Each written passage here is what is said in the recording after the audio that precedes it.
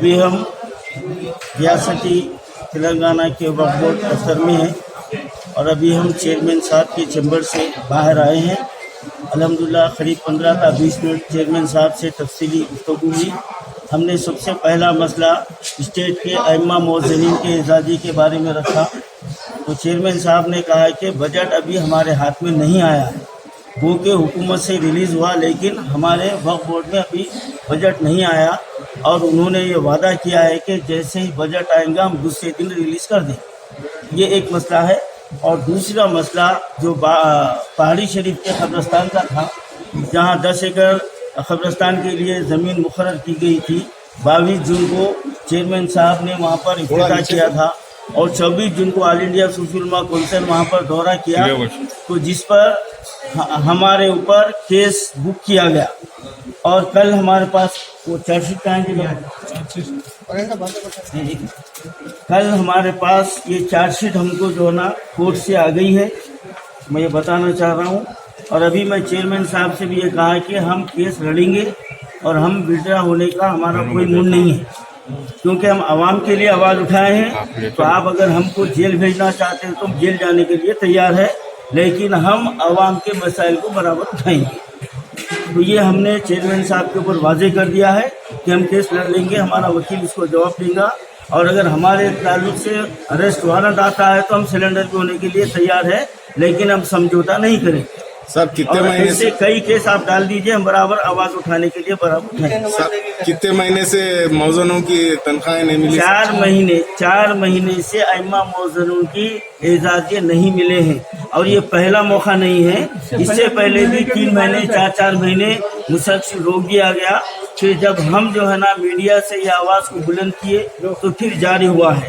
تو آج ہم لیٹر دیتے ہوئے ہم چیئرمین صاحب پر یہ واضح کیے ہیں کہ آل انڈیا صوفی علماء کونسل 1 ہفتے کی مہلت دیتا ہے. ہم لیٹر دے چکے ہیں. 1 ہفتے میں اگر ائمہ مؤذنین کے اعزازیے جاری نہیں ہوئے تو ہم پھر احتجاج کرنے پر مجبور ہو جائیں گے، اور تمام ائمہ مؤذنین ہم جو ہے نا پرامن طور پر جمہوری ہمارا جو حق ہے وہ استعمال کریں.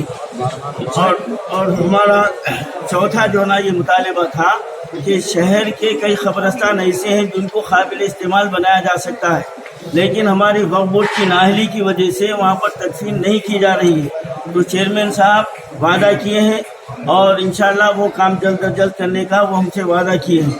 اور ہم ان سے ایک اہم مطالبہ کیے ہیں کہ آج ہمارے شہر میں مسلمانوں کی میتوں کی منتقلی کے لیے کوئی گاڑی کا انتظام نہیں ہے، اور آل انڈیا صوفی علماء کونسل 2 سال سے نمائندگی کر رہا ہے کہ وقف بورڈ کی جانب سے 2 گاڑیوں کا انتظام کیا جائے، لیکن ابھی تک ہمارے وقف بورڈ کے کان پہ جو نہیں چلی.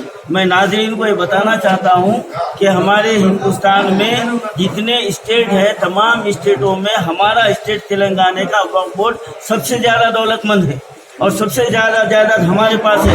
لیکن یہ ہماری مسلمانوں کی یہ بدبختی کہیے یا حکومت تلنگانہ کی ستم ظریفی کہیے کہ آج ہم ہمارے حق کو حاصل کرنے کے لیے ہم کو ٹھوکریں کھانا پڑ رہا ہے، جبکہ اربوں روپے کی ہماری جائیداد ہے اور ماہانہ جو ہے نا کروڑوں روپے آمدنی ہوتی ہے.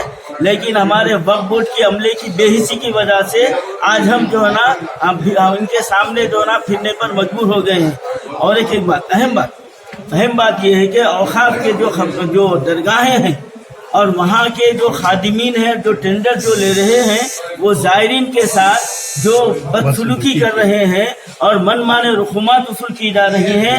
آل انڈیا صوفی علماء کونسل اس کے خلاف سخت احتجاج کرتا ہے، اور ہم نے مطالبہ کیا ہے، ہم لیٹر دے چکے ہیں چیئرمین صاحب کو، ایسے خادموں کے خلاف سخت کارروائی کی جائے. اور جو متولیان قبرستانوں میں پیسے وصول کر رہے ہیں تو چیئرمین صاحب نے کہا کہ آپ لسٹ بنا کر دیجئے، میں ان کو معطل کرتا ہوں. انشاءاللہ 1 ہفتے کے اندر ہم کونسل کی جانب سے شہر میں جو متولی قبرستانوں کے لیے پیسے لے رہے ہیں ہم لسٹ دیں گے اور ان کے خلاف کارروائی کریں گے، ہم ان کو عدالت میں کھینچیں گے.